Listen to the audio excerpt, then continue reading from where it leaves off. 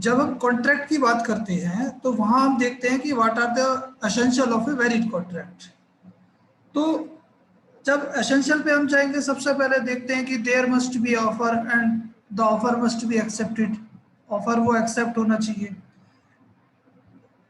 Offer को हम देख चुके हैं, पीछे सेक्शन 2A में दिया हुआ है। अब अगर हम एक्सेप्टेंस की बात करते हैं, acceptance has been provided under section 2B of Indian contract act. वहां सीधा सीधा सा कहते हैं, the person to whom proposal is made signifies his assent thereto, said to accept the proposal. When proposal accepted, it becomes promise. जब वह व्यक्ति जिसे प्रस्ताव किया गया है उस प्रस्ताव में अपनी सहमति दे देता है तो उस प्रस्ताव को स्वीकृत करता हुआ माना जाएगा, और जैसे ही वो प्रस्ताव स्वीकृत होगा वो वचन बन जाएगा। तो यहां पर आप देखते हैं भैया कि जो सेक्शन 2B है उसमें दो चीजें बताई गई हैं आपकी, स्वीकृति और वचन, acceptance and promise. When the person to whom proposal is made signifies his assent thereto, said to accept the proposal, and the person the proposal accepted, it becomes promise. अब अगर हम पूछते हैं what do you mean by promise, accepted proposal is promise, सीधे सीधे से एक line में आप ये बताओगे, जो as provided under section 2B। अब तो आप ये देखते हैं भैया कि किसी भी एक्सेप्टेंस के लिए कि एसेंशियल क्या क्या हो सकते हैं। तो एसेंशियल की जब हम बात करते हैं, एसेंशियल हमेशा आपके प्रोविजन से ही निकल करके आएंगे। सबसे पहले एसेंशियल आपको दिया हुआ सेक्शन 7 में, acceptance must be absolute and unqualified. Acceptance की जब आप बात करोगे तो वह एब्सोल्यूट होनी चाहिए और अनक्वालिफाइड होनी चाहिए, क्योंकि जो सेक्शन 7 है, सेक्शन 7 सीधे सीधे से कह देता है in order to convert a proposal into a promise, जहां किसी प्रपोजल को प्रॉमिस में बदलना है, बदला जाना है, तो acceptance must be absolute and unqualified. जो एक्सेप्टेंस है वो आपकी एब्सोल्यूट होनी चाहिए और अनक्वालिफाइड होनी चाहिए। और दूसरी चीज और है, if there is a variation in the acceptance, the acceptance is not an acceptance। अगर उसमें कोई वेरिएशन है तो उस स्थिति में क्या वो एक्सेप्टेंस नहीं है तब तक, बट एक काउंटर प्रपोजल है अपने आप में in itself, and there is no contract until this counter proposal is done accepted by the original proposal। और जब तक वो एक्सेप्टेंस नहीं होगी, जब तक उस काउंटर प्रपोजल को ओरिजिनल एक्सेप्टर के द्वारा ओरिजिनल प्रपोजर के द्वारा उसको एक्सेप्ट ना कर लिया हो, वो सीधे सीधे से यही कहेगा। दूसरे शब्दों में आप ये कह सकते हैं कि भैया ऑफर एंड एक्सेप्टेंस की जब आप बात करते हो वो एक दूसरे के आइडेंटिकल होनी चाहिए। अब इसमें आप एक केस देख लीजिएगा पहले, ये इलस्ट्रेशन तो बाद की बात है। केस ये हाइट वर्सेस रेंज का केस है। हाइट वर्सेस रेंज का केस कोई बताएगा भैया अगर किसी ने पढ़ा हुआ है तो? Deepak ji.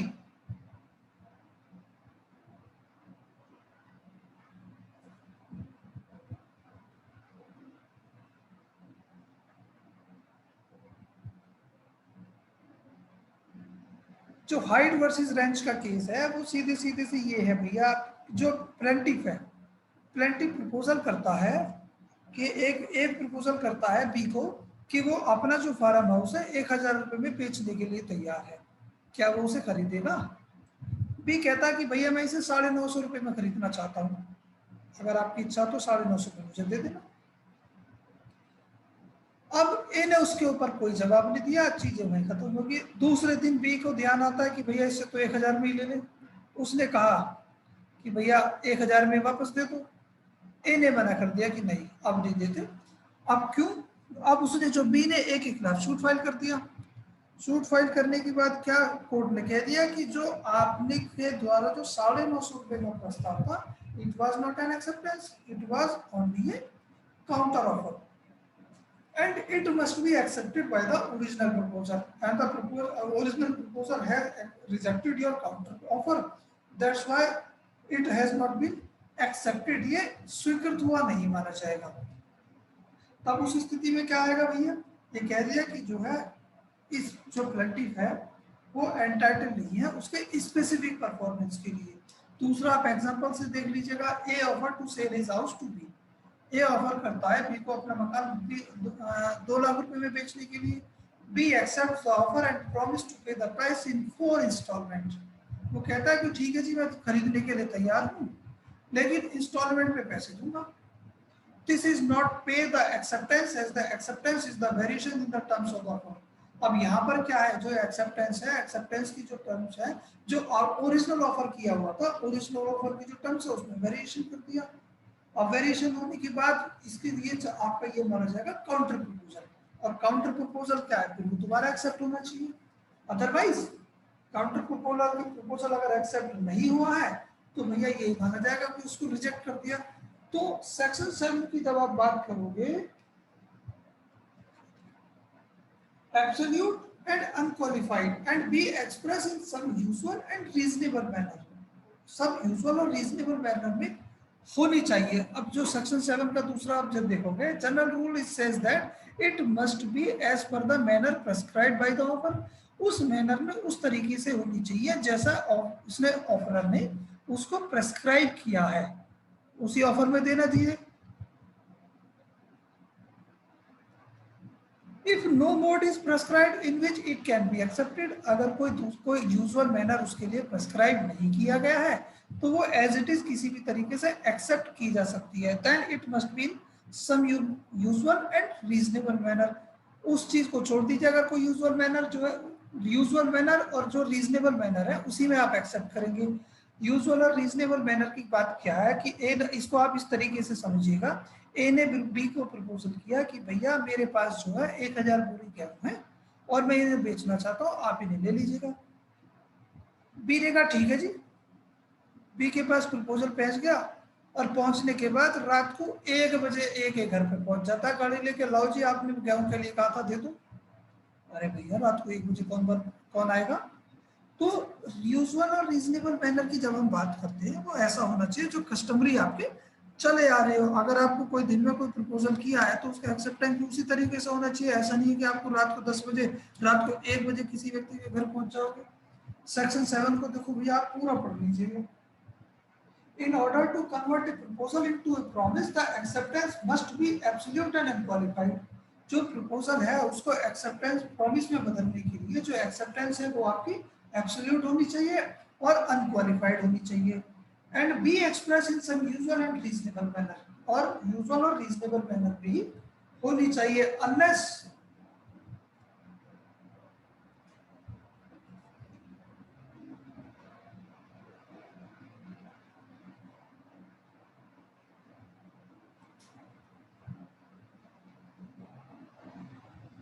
unless the proposal prescribe the manner in which it is to be accepted। जब तक जो है प्रपोजल ने उसके लिए क्या कोई मैनर प्रेस्क्राइब ना किया हो तो उस स्थिति में उसी में होगी। भैया अगर कोई मैनर प्रेस्क्राइब कर दिया है, if the proposal prescribes a manner in which it is to be accepted and the acceptance is not made in such manner, अगर कोई मैनर प्रेस्क्राइब किया हुआ है और उस मैनर में उस एक्सेप्टेंस को प्रेस्क्राइब नहीं किया गया है, तब क्या स्थिति होगी। जो ओरिजिनल प्रपोजल है, ओरिजिनल प्रपोजल क्या डिमांड कर लेगा, इंसिस्ट करेगा एक्सेप्टर को कि भैया जिस मैनर में, जिस तरीके से, जिस फॉर्मेट में मैंने आपको स्वीकृत करने के लिए कहा है, आप इसे उसी तरीके से एक्सेप्ट कीजिए। Within a reasonable time after the acceptance is communicated to him, insist that the proposal shall be accepted in the prescribed manner and does not otherwise। लेकिन अगर वो व्यक्ति if he fails to do so, he accept the acceptor। अब क्या माना जाएगा कि पता लगा ए ने बिना एक मैनर प्रेस्क्राइब किया और बी को एक प्रपोजल किया कि भैया आप इस मैनर में अपनी एक्सेप्टेंस हमें दे दीजिएगा। ये ए ने एक लेटर लिखा बी को कि आप जो है टेलीग्राफ के द्वारा अपनी स्वीकृति भेज दीजिएगा। अब क्या है, बी ने जो ना अपनी स्वीकृति भेज दी और वो भी बाय पोस्ट भेजी, टेलीग्राफ नहीं भेजा। अब यहाँ पर ए के पास ऑप्शन है कि वो उसे कहे कि भैया आप टेलीग्राफ से भेजिएगा। अगर वो टेलीग्राफ से भेजने के लिए उसे इंसिस्ट नहीं करता है तो यानी कि फेल्स रहता है इस काम को करने में, इंसिस्ट करने में, तो ये माना जाएगा कि उसने उसकी जो एक्सेप्टेंस है उसको स्वीकृत कर लिया और वहां व्यक्ति जो दूसरा व्यक्ति है जो एक्सेप्टर है उसे प्रपोजल को एक्सेप्ट करता हुआ माना जाएगा। भैया यहां तक किसी को कोई दिक्कत हो तो पूछ लो अभी। क्यों भैया? अब तीसरी जब हम बात करते हैं एक्सेप्टेंस की, कम्युनिकेशन की, तो जो कम्युनिकेशन है एक्सेप्टेंस का वो किसके द्वारा होना चाहिए? देखो जब आप किसी कॉन्ट्रैक्ट के परफॉर्मेंस की बात करते हैं तो वहाँ सीधा सीधा सा ये दिया होता है, जनरल रूल ये, a contract must be performed by the parties itself, यानी कि जो कॉन्ट्रैक्ट की पार्टी होंगी उन्हीं के द्वारा परफॉर्म होगा। तो इसी तरीके से जब प्रपोजल और एक्सेप्टेंस की बात करते हैं तो proposal must be accepted by the acceptor itself और इट्स ऑथराइज एजेंट, या उसका जो ऑथराइज एजेंट है उसके द्वारा क्या है, उसकी कम्युनिकेशन होनी चाहिए। अब इसमें भैया आप पावेल वर्सेस ली का केस एक देखेंगे। पावेल वर्सेस ली के केस की क्या है, हमारे जो दीपक जी हैं, दीपक जी ने एक जो है असिस्टेंट प्रोफेसर की जॉब के लिए अप्लाई किया और ये इंटरव्यू दिया है। इंटरव्यू देने जब ये चले गए वहां पर जो बोर्ड ऑफ डायरेक्टर्स थे, बोर्ड ऑफ डायरेक्टर्स ने इनको सेलेक्ट कर लिया। वो चीजें इनको तो नहीं बताई गई है, इन्हें सेलेक्ट कर दिया और सेलेक्ट करने के बाद लिफाफा बंद कर दिया गया। ये अपना घर चले आए। शाम को भैया ये हमें मिले घूमते हुए, हमने इन्हें बधाई दी क्योंकि हम तो वहाँ इंटरव्यू में बैठे हुए थे। जब हमने दीपक जी को बधाई दी, बोले सर किस लिए? कि भैया आपका चयन हो चुका है, आप तैयारी करो, जैसे लेटर आएगा आप ज्वाइन कर लो। इसी बीच में क्या है, जो बोर्ड ऑफ डायरेक्टर्स थे, बोर्ड ऑफ डायरेक्टर्स ने जो अपनी जो कंसेंट थी उसको रिसाइन कर लिया, यानी कि जो इनके चयन है उसको खत्म करके किसी दूसरे व्यक्ति को चयन कर लिया। अब इन्होंने क्या काम किया, जब इनका चयन नहीं हुआ तो दीपक जी ने उनके खिलाफ सूट फाइल कर दिया। अब सूट फाइल करने के बाद इनका कंटेंशन ये था कि भैया क्योंकि मुझे तो तरुण सर के द्वारा पता लग गया और मेरा चयन था, इन्होंने जानबूझ करके मेरे साथ धोखाधड़ी की है। वहां पर फिर कोर्ट के द्वारा कहा गया कि जो कम्युनिकेशन ऑफ एक्सेप्टेंस है, यानी कि जो वहां पर चयन की प्रक्रिया है उसकी जो स्वीकृति है, जो एक्सेप्टेंस है उसकी कम्युनिकेशन खुद या तो एक्सेप्टर के द्वारा हो या उसके किसी ऑथराइज एजेंट के द्वारा हो। यहाँ पर अभी केवल जो बोर्ड ऑफ डायरेक्टर्स हैं उनमें से किसी ने अगर इनको कम्युनिकेट नहीं किया था तो यही माना जाएगा कि भैया अभी आपका चयन नहीं हुआ था। अब इसके जो केस थे उसमें जो फैक्ट थे केस के वो यही थे कि भैया एक व्यक्ति ने हेडमास्टर की पोस्ट के लिए अप्लाई किया हुआ था, जो बोर्ड ऑफ डायरेक्टर ने उसका चयन कर लिया और कॉलेज के वहाँ जो बोर्ड ऑफ डायरेक्टर में से एक व्यक्ति के द्वारा उसे कम्युनिकेट किया गया। उस कम्युनिकेशन के आधार पर उसने अपना चयन कंफर्म कर दिया, लेकिन जो बोर्ड ऑफ डायरेक्टर्स थी बाद में उसको चेंज कर दिया और यहाँ ये तय कर दिया गया कोर्ट के द्वारा कि जो एक कम्युनिकेशन है एक्सेप्टेंस की, ये ना तो एक्सेप्टर ने की है ना किसी ऑथराइज एजेंट ने की है। That's why the person who applied for the job of headmaster post is not entitled to perform the for specific performance, वो उसके लिए लायबल एंटाइटल्ड नहीं है। दूसरी चीज क्या है, जब हम एक्सेप्टेंस की बात करते हैं तो भैया एक्सेप्टेंस के लिए जो ऑफर है उसके जो टर्म्स एंड कंडीशन है वो पूरा एक्सेप्ट करना होता है। ऐसा नहीं होता कि आप उसमें से कोई चीज छोड़ देंगे, यानी कि अगर कोई चीज आपने छोड़ दी या उसको वेरी कर दिया तो इसका मतलब आपकी तरफ से काउंटर ऑफर चला गया। अब इसके साथ एक केस आपने पीछे पढ़ा था ऑफर के साथ, हेंडरसन वर्सेस स्टीवेंसन पर। हेंडरसन वर्सेस स्टीवेंसन के केस में बताएगा भैया क्या था, कोई खुश? नहीं सर मुझे ध्यान नहीं है। दीपक जी बताएं। सर अब आ रही है आवाज? भैया मुझे पहले भी आ रही थी, आप बताएं। सर इस केस में ये दो केस हैं हमारे, एक तो हेडरसन वाला है, एक हैरिस वाला है। हाँ। इस पैसेंजर जो है रेलवे के थ्रू ट्रैवल कर रहे थे। जो फर्स्ट केस है, रेलवे की टिकट पे मेंशन नहीं था that railway is not liable for the loss of any luggage during the travel. Ticket पे मेंशन नहीं था तो टर्म्स एंड कंडीशंस ऑफरी को बताई नहीं गई थी, इसीलिए वहां पर रेलवे को कंपनसेशन पे करना पड़ा था। बिल्कुल सही बात। नीचे वाला केस था, इसमें टिकट की बैक साइड पर प्रिंटेड थी कंडीशंस और उसमें था कि 5 पाउंड से ज्यादा पाउंड है या डॉलर है उससे ज्यादा कंपनसेशन रेलवे नहीं करेगा in case of loss of luggage. लेकिन क्योंकि वो टर्म्स एंड कंडीशन मेंशन थी इसीलिए उसमें 5 पाउंड से ज्यादा का कंपनसेशन नहीं मिला था। बिल्कुल सही बात। दीपक जी आपकी तरफ से थोड़ा सा आवाज में दिक्कत है, इसको चेक कर दीजिएगा। दीपक जी ने देखो भैया दोनों ही केस एकदम ठीक बताए हैं। जो हेंडरसन वर्सेस स्टीवेंसन का केस है ये रेलवे कंपनी का एक केस है, जो पैसेंजर है उन्होंने जो क्लॉक रूम में अपना सामान ये समझ लीजिए कि जमा कराया, और जमा कराने के बाद जो उन्हें रेलवे टिकट जो वहाँ से ये नाम पूछ रही जो टिकट उन्हें वहाँ से मिला उस पर लिखा हुआ था जो भाई मेन चीज ये है, आप जब आगे चलकर देखोगे स्टैंडर्ड फॉर्म ऑफ कॉन्ट्रैक्ट पढ़ोगे, आपके जो स्टैंडर्ड फॉर्म ऑफ कॉन्ट्रैक्ट है, स्टैंडर्ड फॉर्म ऑफ कॉन्ट्रैक्ट का मोटा से थोड़ा बता देता हूँ। वो ये होता है कि भैया जो जैसे ही आप ग्लोबलाइजेशन के एरा में आते हैं तो हर व्यक्ति को आप किसी ऐसे काम को आप कर रहे हैं जैसे जिसमें सुबह से शाम तक आपको कम से कम 100, 200, 500 लोगों के साथ डील करना है, तो उस स्थिति में ये संभव नहीं है कि हर व्यक्ति को आप नियम और शर्तें बार बार अलग से बताएं, तो उसको स्टैंडर्डाइज फॉर्म में कर दिया गया और वो जैसे कि प्रिंटेड फॉर्म में आ गई।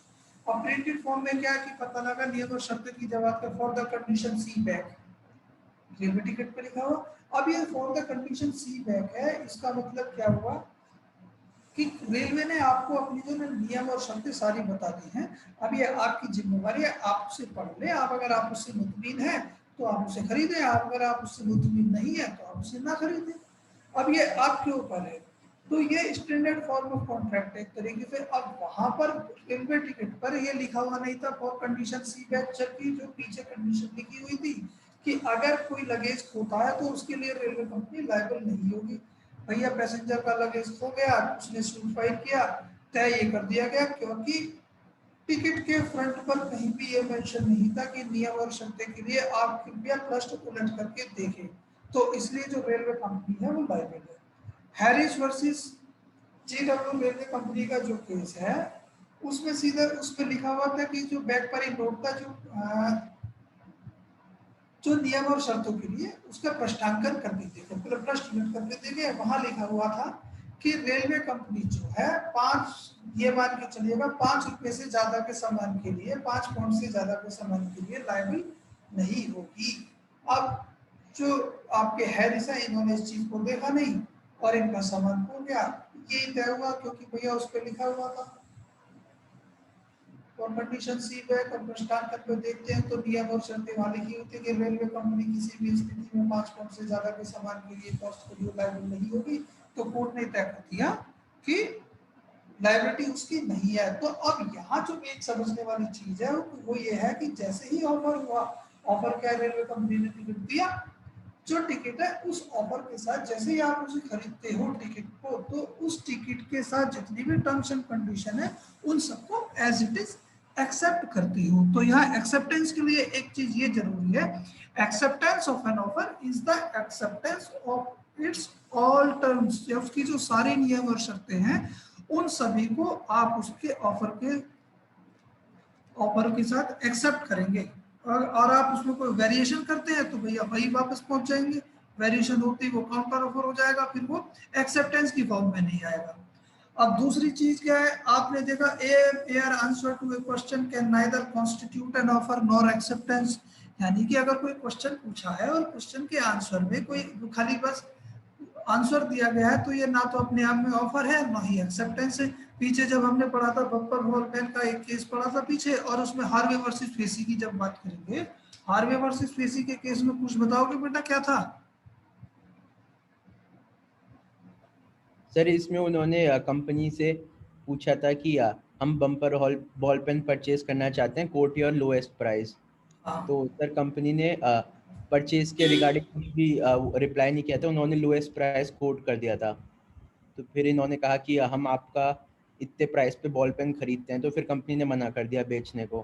बिल्कुल सही तो बात। सर उस हाँ, आप यहाँ पे देखो बिल्कुल सही बात कह रहे हैं बुश की जो बम्पर हॉल पेन है कंपनी जो कंपनी उसमें व्यक्ति ने उसको लेटर भेजा कि भैया जो हम आपका बम्पर हॉल पेन खरीदना चाहते हैं, क्या आप बेचोगे?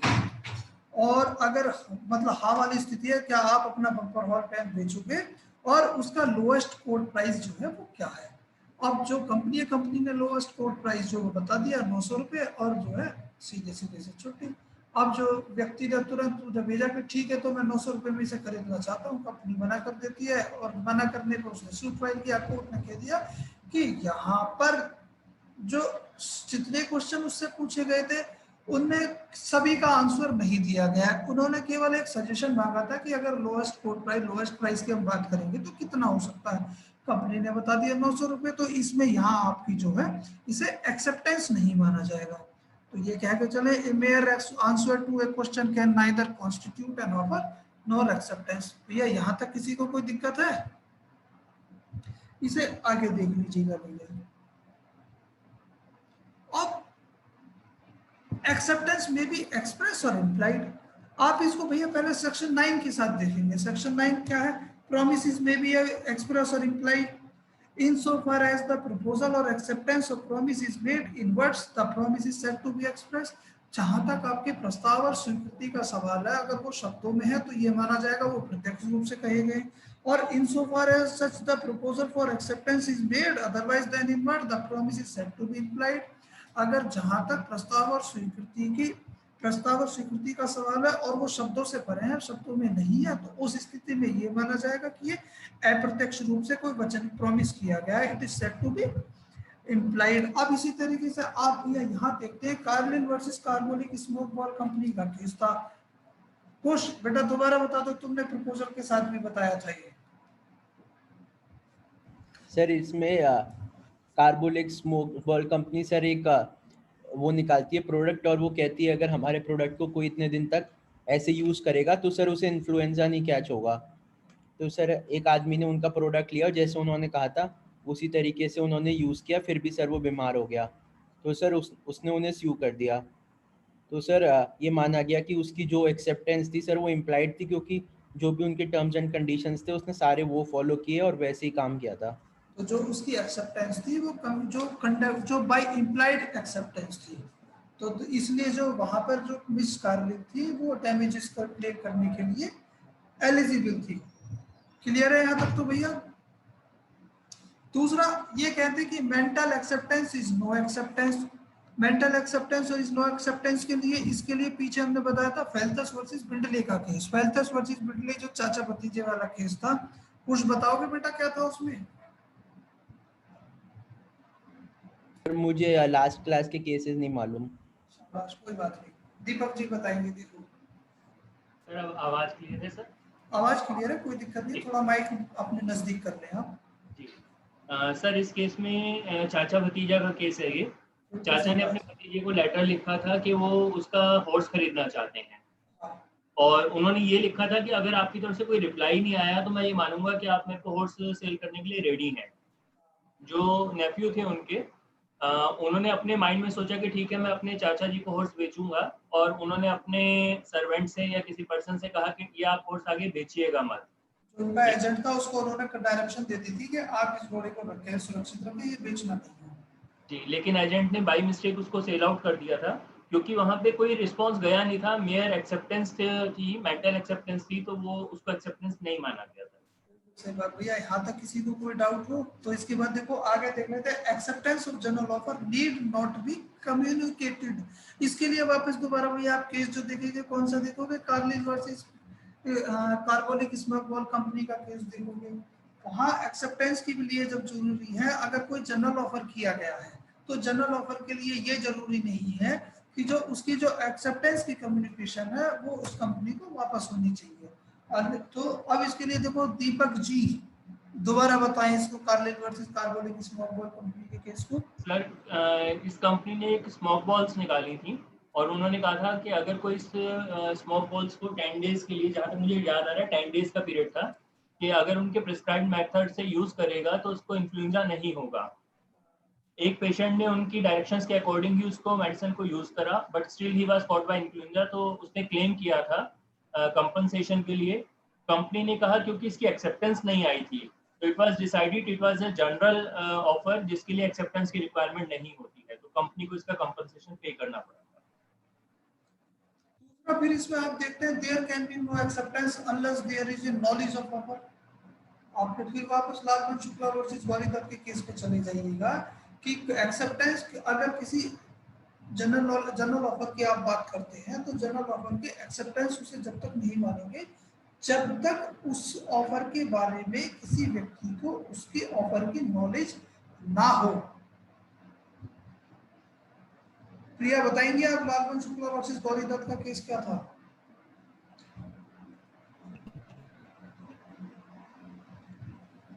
सर इस केस में ये जो लालमन शुक्ला होता है, इसका ये नेफ्यू खो जाता है, तो ये जो गौरी दत्त होता है इसका सर्वेंट होता है लालमन शुक्ला का। ये तो मतलब अपनी ड्यूटी निभाने के लिए उसको ढूंढने चला जाता है, लेकिन जब गौरी दत्त चला जाता है उसकी एब्सेंस में लालमन शुक्ला एक रिवॉर्ड की घोषणा कर देता है, तो कि मतलब जो भी उसको लेके आएगा उसको रिवॉर्ड दिया जाएगा। तो फिर जब वापस गौरी दत्त आता है तो उसको इस ऑफर के बारे में नॉलेज नहीं होती, लेकिन वो फिर भी क्लेम करने के लिए सूट अगेंस्ट इसके लालमन शुक्ला के अगेंस्ट केस फाइल कर देता है। तो इसमें सर हेल्ड ये होता है कि गौरी दत्त को उसकी ऑफर की नॉलेज नहीं होती है, और क्योंकि उसको ऑफर की नॉलेज नहीं थी तो उसके पास कोई एक्सेप्टेंस भी नहीं थी, तो इस केस में उसको दिया नहीं गया था रिवॉर्ड। तो यहाँ पर जब तक जो क्या नाम है, जो सर्वेंट था, सर्वेंट को क्योंकि जनरल ऑफर की जानकारी नहीं थी कि उसके लिए रिवार्ड डिक्लेयर कर दिया गया है, दैट्स व्हाई कोर्ट ने ये तय कर दिया कि उसके द्वारा इस ऑफर को एक्सेप्ट होता हुआ माना नहीं जाएगा, क्योंकि वहां वो अपनी जनरल ड्यूटी जो एज ए सर्वेंट जो उसकी ड्यूटी थी उसको परफॉर्म कर रहा था। दूसरा अब ये देखते हैं कि एक्सेप्टेंस में also be inferred from the conduct of parties. जो पार्टीज के जो कंडक्ट है उसके द्वारा उससे जो है एक्सेप्टेंस को इन्फर्ड किया जा सकता है, जिसे आप कंस्ट्रक्टिव एक्सेप्टेंस कहेंगे। अब जो कंस्ट्रक्टिव एक्सेप्टेंस की अगर आप बात करते हैं तो ये होता भैया acceptance need not always be express, it may also be implied. ये जरूरी नहीं कि जो एक्सेप्टेंस है हमेशा आपकी जो एक्सप्रेस होनी चाहिए वो आपकी इम्प्लाइड भी हो सकती है, और जब इम्प्लाइड की आप बात करें तो it may be by conduct, conduct के द्वारा हो सकती है। अब ब्रॉम्पटन मेट्रो रेलवे कंपनी का केस है, बताएगा कोई भी ये क्या दिया हुआ है इसमें, दीपक जी? सर ये वाला केस याद नहीं आ रहा, कुछ लेटर को अपने ड्रॉज में रखने से रिलेटेड था, लेकिन केस याद नहीं है सर। बिल्कुल सही पहुंच गए, केस तो इसी तरीके से था। कौन बताएगा इसको?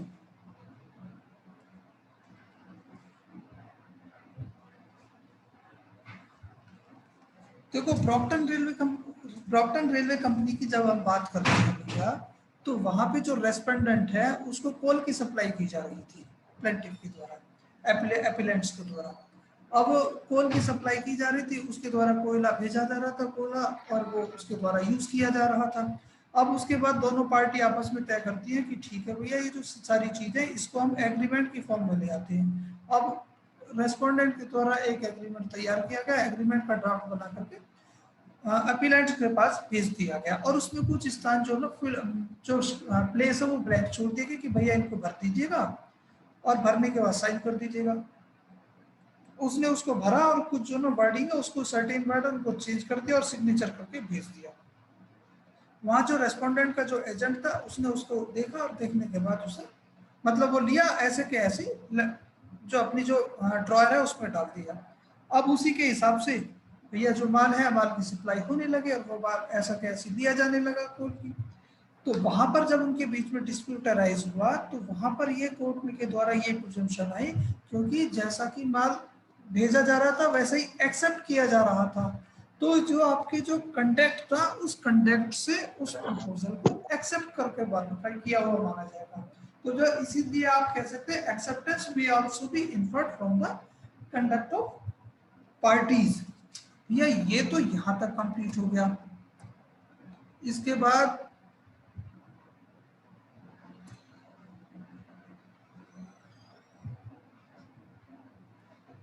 यहां तक अगर किसी को कोई क्वेश्चन पूछना हो तो वो पूछ लीजिए।